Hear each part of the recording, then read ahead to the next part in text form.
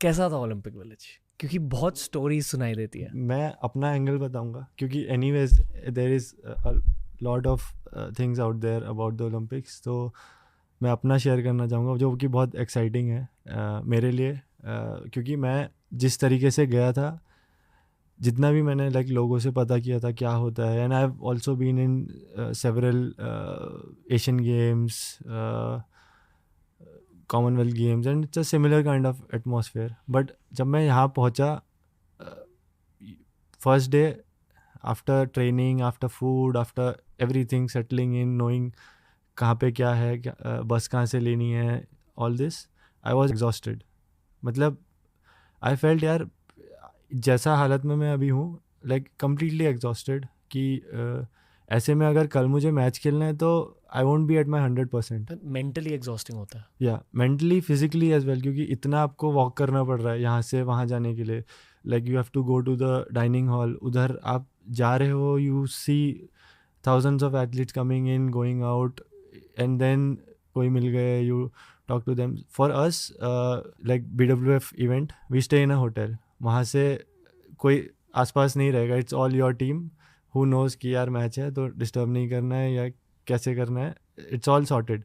You have your meals in the room or maybe go out. आपको time है तो उस हिसाब से you plan your day. But इधर मैं मतलब थक गया at the end of the day. And then I was working with Paddy Upton, the mental coach. So I met him and I told him the same thing. And then he said, I know there are a lot of distractions. So first you take one more day, figure out where your things are.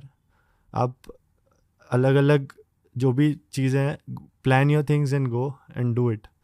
क्योंकि उनने उनने फिर मुझे एक चीज़ बताई कि जो 2012 का ओलंपिक्स था उसके जो स्टैट्स थे, फॉरगेट अवर बैडमिंटन, मतलब इट्स अ गेम की जहाँ पे सामने वाला भी खेल रहा है, आप इधर से खेल रहे हो, and it also depends on a lot of other factors. But sport like javelin or swimming, where you have to give your personal best. So I think 80% of the players were not able to perform their season best. I mean जो उनने वही same season में जो record था, 80% of the people didn't get their personal best, मतलब season best उस इन्हीं conditions की वजह से।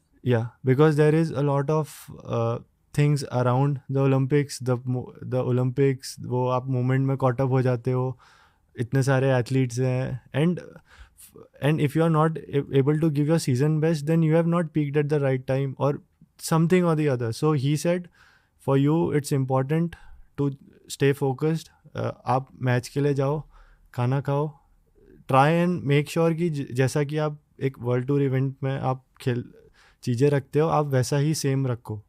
और आप ज़्यादा मतलब don't get caught up in the moment. ठीक है, you enjoy, you know you are at the Olympics, you won't get to have this feeling in next 4 years, मतलब अगर आप क्वालिफाई करते हो नहीं करते हो.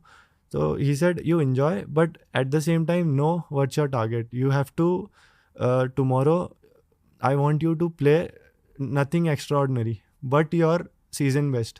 या जो आप अभी तक लास्ट 6 महीने में 10 महीने में खेले हो, उतना ही आपको ये ओलंपिक्स में खेलना है. And let the other person make a mistake कि let him get caught up in the moment, और आप अपना बेस्ट दो, आप अपना बेस्ट प्रिपरेशन रखो, and then you have the best chance of getting a medal or winning or reaching your potential. मतलब Commonwealth games और वर्ल्ड चैम्पियनशिप्स और एशियन गेम्स में मेंटालिटी अलग होती है। Yeah, तो ओलंपिक्स में actually mentality comes into play. yeah, and it's all, I think, would say a mental game there कि ठीक है बैडमिंटन तो है, like you have to have a good game, the right preparation, everything, but it's very very mentally exhausting at times. क्योंकि दुनिया भी देख दुनिया देख रही है.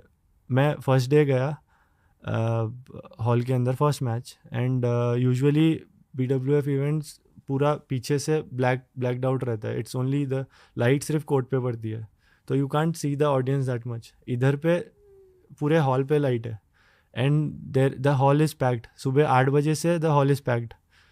तो वो चीज़ आई थिंक मैं जब अंदर एंटर किया, and I usually do this कि मैं मैच जब खेलने जा रहा हूँ, we are at the warm up hall, वहीं हम वार्म अप करते हैं, and then we directly go for the matches. मैं पहले अंदर जाता हूँ, I sit in the hall for 10 minutes, I just be aware कि क्या चीज़ क्या है, and I entered and I was a bit like star stuck, या जैसे आप यार ये क्या, इतने सारे लोग कहाँ से आ गए, ऐसे मुझे फील हुआ. तो उसके बाद आई थिंक जब फर्स्ट मैच था थोड़ा डिफ़िकल्ट था to get used to it कि हॉल के अंदर क्या चीज़ें हैं और आप मैच किस साइड से विंड है, थोड़ा एडजस्ट होने के लिए. And then I think that also help me कि मैं फर्स्ट मैच खेला, सेकंड मैच खेला, and I was in that rhythm.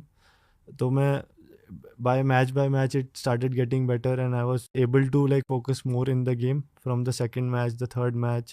Because first match I was still इधर उधर चीज़ें दिख रही है, लोग चिल्ला रहे हैं, बगल के मैचेस चल रहे हैं, तो वो एक आप थोड़ा डिस्ट्रैक्टिंग हो सकता है वो टाइम पे. And these small small details only matters, because I think in the preparation everything you know कि आप क्या कर सकते हो, but certain things you have to adapt and then go about it. हर दिन इंडियन कंटिजेंट के एथलीट्स मिलते थे, Yeah, राइट? yeah, अलग स्पोर्ट्स से yeah. So बातें होती थी. we were in the same building, पूरे इंडियन कंटिजेंट के, and there was a recovery room नीचे. I think there were 3 common rooms where there was ice bath setups, physios, everything. So it was nice कि आप नीचे recovery करने जा रहे हो, you see someone like Sreejesh भैया or anyone, you talk to them, know about them कि क्या हुआ, and then वहाँ पे नीचे टीवी भी लगा रहता, तो if someone is playing from India, everyone would go and वाह watch and support वहाँ पे जाके. वाह. So every time before a match I made sure कि यार मैं रूम से बाहर ना निकलूँ, कम निकलूँ, क्योंकि I want to get into the zone of playing. तो I don't want to talk about too many things before the match. Okay, in the evening matches ख़त्म हो गए and I'm doing the recovery, then it's fine, I'll go for a walk, go for a meal, and then come back and then again focus on the bigger thing. वहाँ vibe क्या होती थी? हर कोई tension में था. I mean I am assuming कि Olympics हर किसी के लिए हाई प्रेशर इवेंट है, तो आपस में एथलीट्स की वाइब क्या होती थी? I think over the years इतना we have played tournaments and इतना चीज़, तो I think you can't make out कि सामने वाला टेंशन में है या नहीं है. I think whenever you meet them it's all very normal and chill, and I think off court everyone is super fun, and even the other athletes, when you go to the dining hall at times you see a lot of other players, you talk to them, maybe know about the sport. और कोई sports से हम लोग भी बात करते हैं, अरे आपके उसमें कैसा है, हमारे उसमें तो ये चीज़ें आती हैं, आपके क्या चैलेंजेस हैं. तो I think that is something, वो एक जो मल्टी स्पोर्टिंग इवेंट्स है उसकी एक खासियत है कि आपको काफ़ी कुछ अदर स्पोर्ट्स के बारे में जानने को मिलता है. जैसे क्या जाना? आई थिंक जब तक मैच था तब तक तो मैं मतलब अपने मैचेस ही में था, but I think after my semifinal, like the bronze medal match, Indian hockey team was playing the semi-finals, so I went there, I saw, and it was amazing. The intensity, everything, it was just amazing to watch them play. Venues सारे पास में ही थे? नहीं, it was spread over all the places. So ours was 20 minutes right from there, and the athletics was just close by. Then the hockey somewhere, so all different venues. Okay. Vibe कैसी थी Paris में? Around the village it was all like police and this and that, and also a lot of, I would say, threats buses mein. So even when the athlete bus is going, they would seal it.